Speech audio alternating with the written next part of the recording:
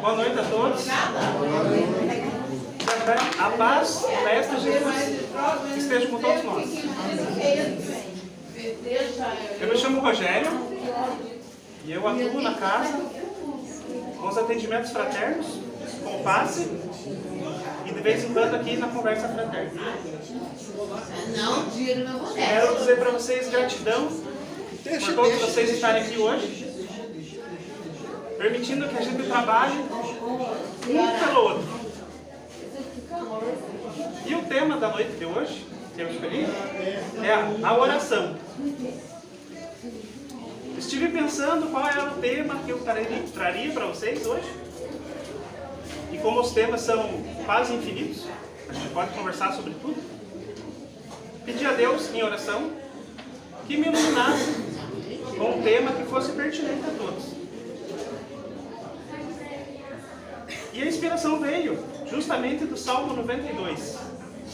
Quando eu estava lá com a minha família na missa, acompanhando a minha esposa, um dos cânticos daquele dia fazia referência ao Salmo 92, que diz assim: como é bom render graças ao Senhor e cantar louvores ao teu nome, ó Altíssimo.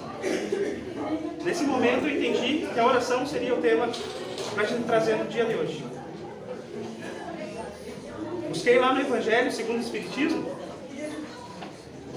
a seguinte frase: o poder da prece está no pensamento e não depende nem das palavras, nem do lugar, nem do momento em que é feita. E por que devemos orar? Quando oramos, aprendemos, de pouco a pouco, a nos aproximar do Criador. Entramos em contato com a frequência do amor divino. Quais seriam os tipos de oração? Pesquisando com os palestrantes espíritas já mais experientes, eu ouvi em uma das palestras a seguinte informação: oração horizontal. O que seria uma oração horizontal? É aquela oração que a gente faz pedindo ao Criador que nos forneça bens materiais, uma casa, um carro, algo que nos traz prazer, que é material, conquistas intelectuais, né? Fazer um curso, se especializar em algo, né? Quando a gente busca isso em oração, essa oração é tida como horizontal. Porque tudo aquilo que você conquista de forma material é apenas um empréstimo e ficará aqui quando você não tiver mais. Por isso horizontal. Existem também as orações verticais. Essa sim nos acompanha quando a gente busca a saúde, a paz, o bem-estar, a inspiração para resolver problemas, entre outras coisas. E a partir disso a gente também consegue as orações inclinadas, que seriam o quê? Nada mais do que a mistura das duas orações. Há também, infelizmente, as orações descendentes, que são aqueles pensamentos que a gente faz que não são muito dignos. Talvez um pensamento ruim para algum irmão, uma irmã, se transforma em oração descendente. Outra dúvida que pode acontecer é em relação a como orar. Será que é válido fazermos oração em pé, deitado, ou como os nossos irmãos católicos ajoelhados, quando estamos correndo, em atividade física, quando estamos trabalhando, dirigindo? Será que é válido fazermos a oração nesses momentos? Acredito que sim. Porque, como diz o Evangelho, o poder da prece está no pensamento e não depende das palavras e nem do lugar. Basta a sintonia com as forças do alto. Sem alarde e sem propaganda. Jesus nos ensinou a orar e fez apenas uma recomendação do que não fazer em oração. Essa anotação está lá em Mateus 6,5. Quando orardes, não sejais como os hipócritas, que apreciam orar em pé nas sinagogas e nas esquinas das ruas, para serem admirados pelos outros. Com toda certeza vos afirmo que eles já receberam o seu galardão. Tu, porém, quando orares, vai para o teu quarto, e após ter fechado a porta, orar a teu Pai, que está em segredo. E teu Pai, que vem em segredo, te recompensará plenamente. Então a única coisa que devemos fazer quando orar é ter a consciência de que a oração deve ser feita com o coração. Quais os pedidos permitidos? O que a gente pode pedir? Todo pedido que busca o bem e o bom, a justiça e o amor é permitido. Mas será que é permitido tudo? Vamos imaginar o seguinte: faça uma oração a Deus pedindo para ganhar na Mega Sena. Quem nunca fez essa oração, né?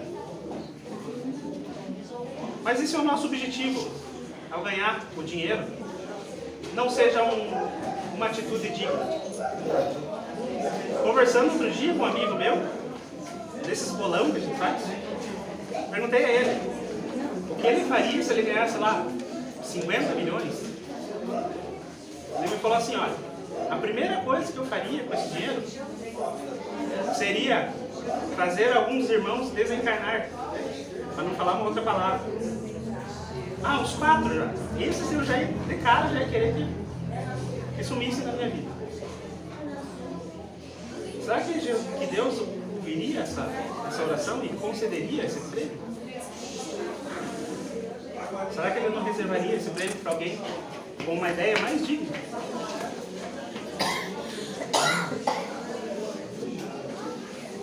E como entender as respostas de Deus? Basta crer e esperar, ter esperança, ter fé e compreender o tempo de Deus.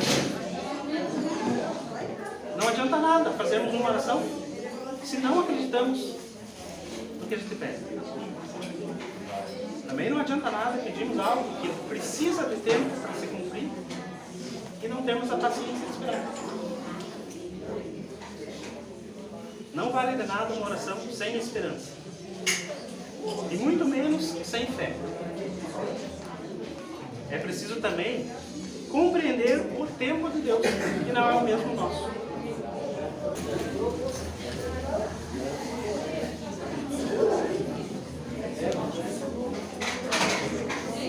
Não esqueçam também, quando orar, em orar uns pelos outros. Jesus já dizia: orai uns pelos outros.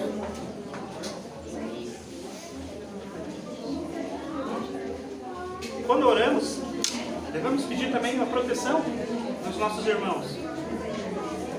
Pedir também por orientação.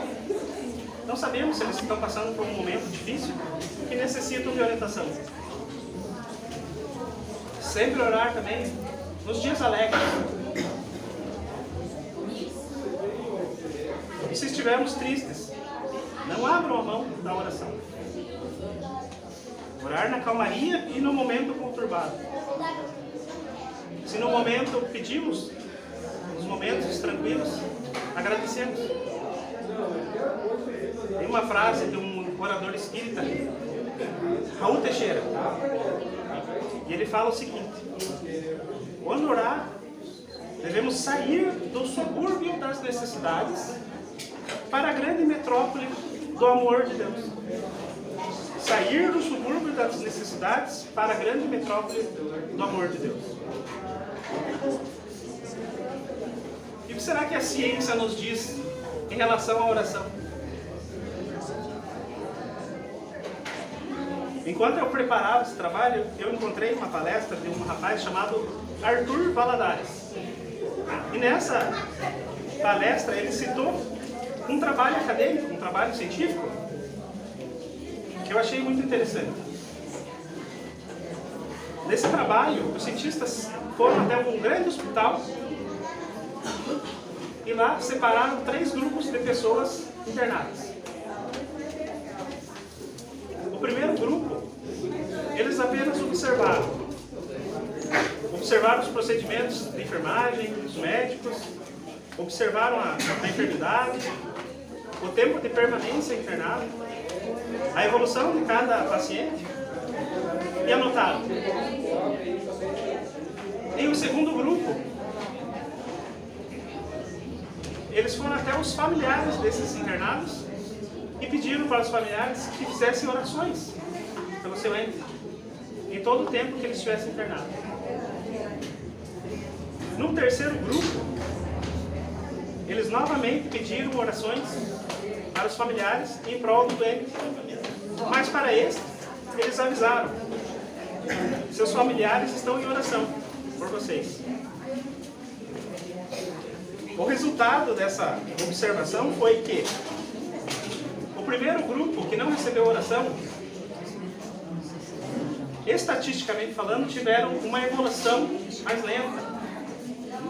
Os remédios não fizeram um efeito tão esperado. Os médicos não conseguiam encontrar facilmente um tratamento adequado. O paciente se demorou mais no hospital. E os procedimentos feitos pela enfermagem, algumas vezes, davam errado. Uma agulha que quebrava, uma veia que estourava. No segundo grupo, que recebia oração, mas não sabia das orações, os resultados já foram melhores. O tempo de internamento diminuiu. A resposta do paciente foi melhor. O antibiótico fez mais efeito. E por fim, o terceiro grupo surpreendeu os médicos. Se recuperavam muito mais rápido, tinham uma energia melhor, eram pacientes mais felizes, mais alegres e ficavam. Então o terceiro grupo teve estatisticamente um tratamento e um acompanhamento muito melhor. Então ficou bem claro para os pesquisadores que a oração exerceu um papel muito importante no tratamento daqueles internados. Bem ali que a gente fica na cadeira. Eu gostaria de trazer para vocês alguns exemplos de preces atendidas. Senta aqui. Qual você prefere? Qual você prefere? Senta. Fica aqui. Pode vir. Ah, já? Já encaminhamos. É um pouquinho de isso. Espera, eu te ajudo. Eu te ajudo aqui. Vai cá, por nada. Porque daí você consegue isso. Essa coluna não ajuda nada. Vai entrar correndo, porque sem bem não sai nada. Vocês já deram banho? Ah, posso fazer. Então eu gostaria de trazer para vocês algumas preces atendidas, que são conhecidas, né, nos evangelhos e nas obras que a gente pesquisa. O primeiro exemplo que eu gostaria de trazer aqui é em relação a Paulo de Tarso, conhecido na Igreja Católica como São Paulo. Paulo, depois daquele dia em que ele se encontrou com Jesus pela primeira vez, próximo a Damasco, Paulo de Tarso foi para o deserto, ficando lá por 3 anos, orando, aprendendo, se recuperando. Após esses 3 anos, Paulo decidiu que iria levar a palavra em todos os lugares. E assim ele fez. De cidade em cidade, de vilarejo em vilarejo, Paulo foi edificando as igrejas, que naquela época nada mais era do que algumas pessoas aprendendo sobre o Evangelho. Reuniões em casa mesmo. Paulo chegava, contava a sua história, passava todo o ensinamento que ele tinha, deixava cópias das anotações de Levi e partia para a próxima cidade. Sempre com muita dificuldade. Passados alguns anos, Paulo teve um problema que ele mesmo não conseguia resolver. Se por um lado ele queria continuar edificando igrejas por onde passasse, por outro lado, as igrejas já fundadas solicitavam o auxílio dele. Chegavam informes de que algumas igrejas estavam perecendo por conta da perseguição romana, outras, seus membros se dividiam, ideias contrárias apareciam,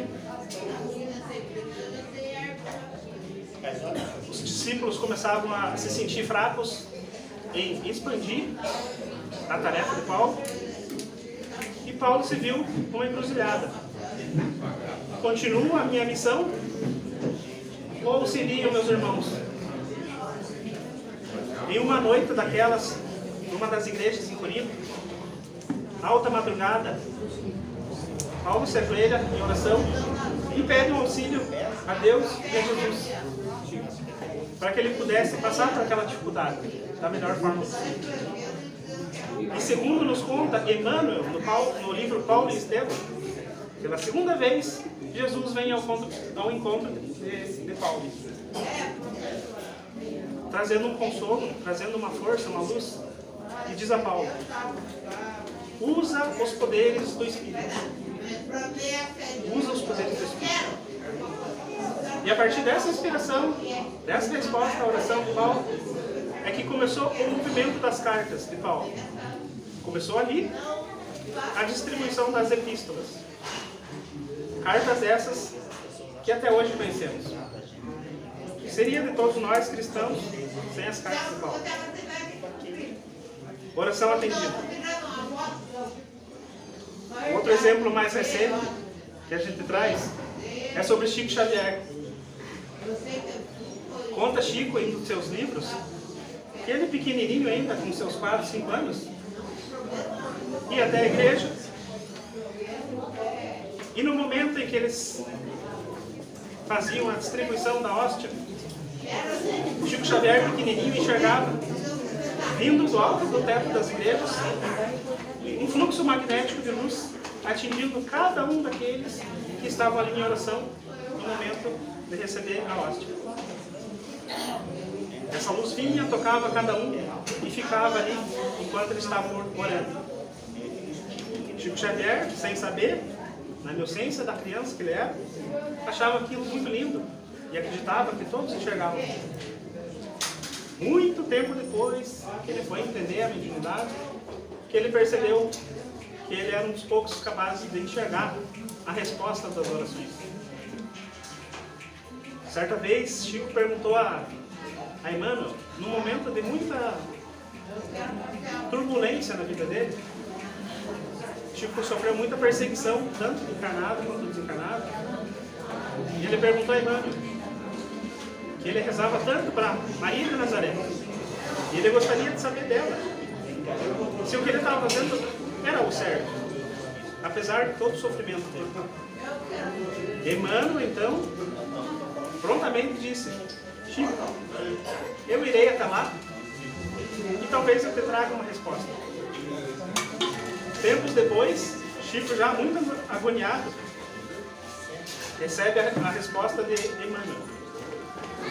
Emmanuel diz: irmão, Maria de Nazaré pediu para te dizer que tudo isso também passa. Chico entendeu e continuou com mais força o seu trabalho. Um terceiro exemplo que eu gostaria de trazer para vocês é referente a André Luiz, conhecido também por alguns dos livros de Chico Xavier. O mais conhecido deles, Nosso Lar. Nesse livro a gente conhece a história de André Luiz, quando ele estava, por algum tempo já, nas regiões mais escuras, conhecidas como umbral. Depois de tanto tentar fugir, de tanto tentar entender, de tanto procurar ajuda,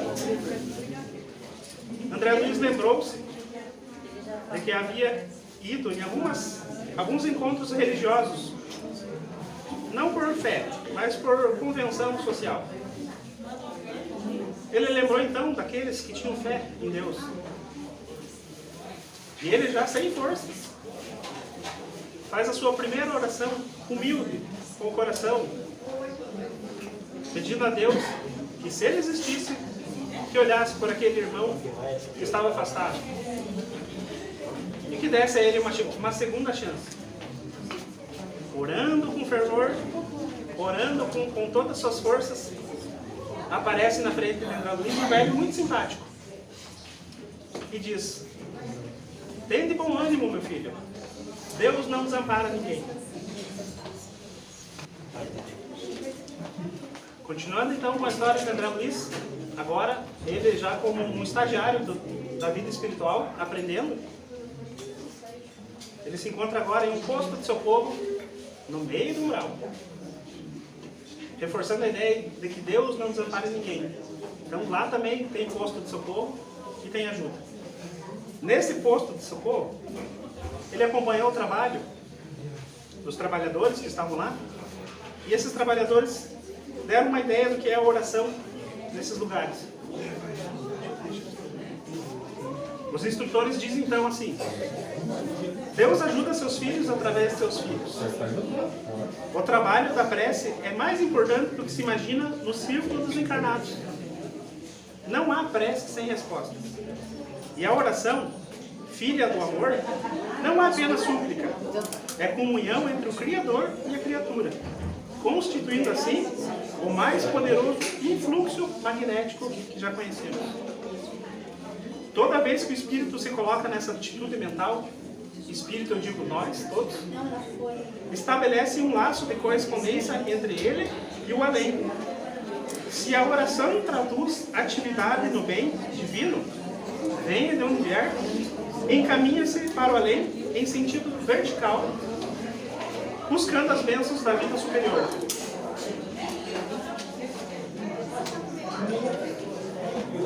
Sobre os que oram nessas tarefas benditas, fluem das esferas mais altas os elementos força que vitalizam o nosso mundo interior, edificando-nos as esperanças divinas, e se exteriorizam em seguida, contagiados do nosso magnetismo pessoal no intenso desejo de servir com o Senhor. Eu trago então, com essas palavras, a ideia do passe, das bênçãos, das orações que fazemos por nossos irmãos. Elementos forças, sobre respostas às nossas orações. Eu ainda tenho alguns minutinhos, eu gostaria de falar um episódio que aconteceu comigo esse ano, né? Meus familiares estão aqui só para avisar que deu tudo certo, o que eu vou contar, já está tudo resolvido. No começo do ano, quando vem aquela avalanche de contas, né? É escola, é PDA, é IPTU, é uniforme, um monte de coisa. Estava tudo bem financeiramente comigo. No intervalo de 3 ou 4 dias, algumas coisas aconteceram, emergências financeiras, e eu me vi com um cartão de crédito impagável. Ainda bem que não acontece com ninguém, né? Sem desespero, conversei com a minha esposa e orei a Deus e a Jesus que me ajudasse naquele momento. Quem sabe apareceu uma consultoria, um trabalho extra, né? Algo que pudesse aliviar aquele mês. Os outros estavam tranquilos, mas aquele mês eu não ia conseguir. Uns 2 dias depois, minha filha fala: pai, eu gostaria de ir lá no centro da cidade para ver o desfile de carnaval, que eu vi na televisão, gostaria de ver. Eu pensei, bom, vai até o centro, faz um lanche e volta. É um passeio barato, né? Dá para ir. Fomos. No meio do caminho, eu paro no sinaleiro, vem o carro e bate no meu carro, atrás. Não foi uma batidinha. O carro do rapaz teve que sair guincho. Bom, fazer o que, né? Graças a Deus ele assumiu, disse que tinha seguro e queria pagar o prejuízo.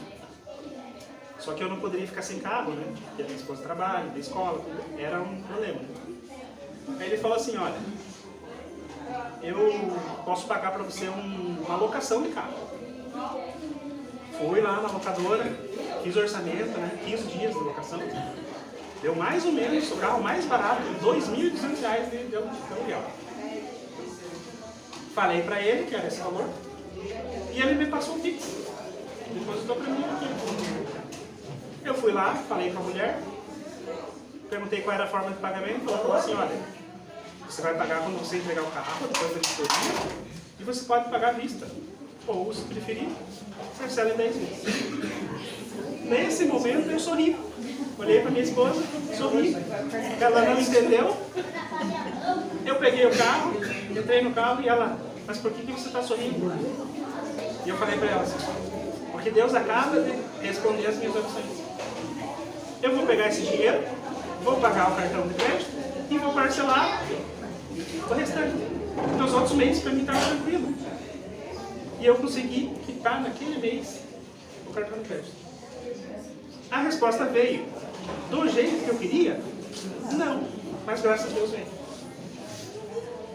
Seguindo aqui então, o que os oradores espíritas trazem, os livros espíritas trazem sobre a oração também. No livro Encontro Marcado, de Emmanuel, a gente tem a seguinte mensagem. Sem dúvida, em lugar algum e em tempo algum, nada conseguiremos, na essência, planejar, organizar, conduzir, instituir ou fazer sem Deus. No entanto, em atividade alguma, não nos é lícito esquecer que Deus igualmente espera por nós. Outra frase que a gente encontra também no livro A Luz da Oração. Ainda mesmo que te encontres no labirinto quase impossível das provações inflexíveis, ainda mesmo que a tua jornada se alongue sob o granizo da discórdia e da incompreensão, em plena sombra, cultive a prece, com a mesma persistência que te colocas na procura de água para a sede e do pão para a fome do corpo. Na dor, a prece será divino consolo. Na perturbação, constituirá tua bússola. Não esqueça que a permanência na Terra é uma simples viagem educativa da nossa alma, no espaço e no tempo. E não esqueças que somente pela oração descobriremos cada dia o rumo que nos conduzirá de retorno aos braços amorosos de Deus. A oração dentro da alma comprometida em lutas na sombra assemelha-se à lâmpada que se acende numa casa desarrumada. A presença da luz não altera a situação do ambiente desajustado e nem remove os detritos acumulados no recinto doméstico. Entretanto, mostra sem alarde o serviço que se deve fazer. Bússola.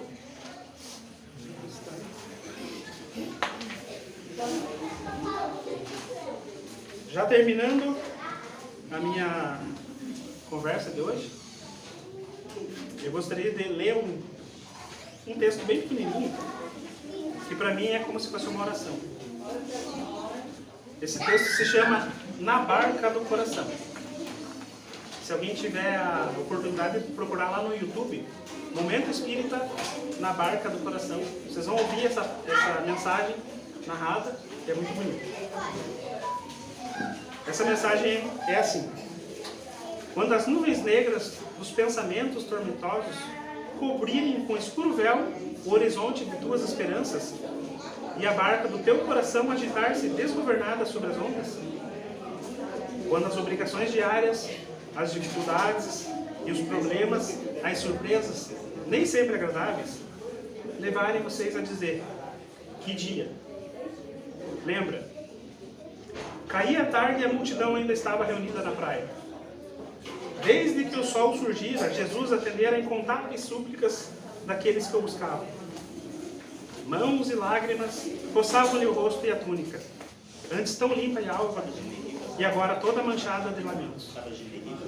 Finalmente, chegaram às margens do lago, vencendo a dor e a tristeza dos sofredores.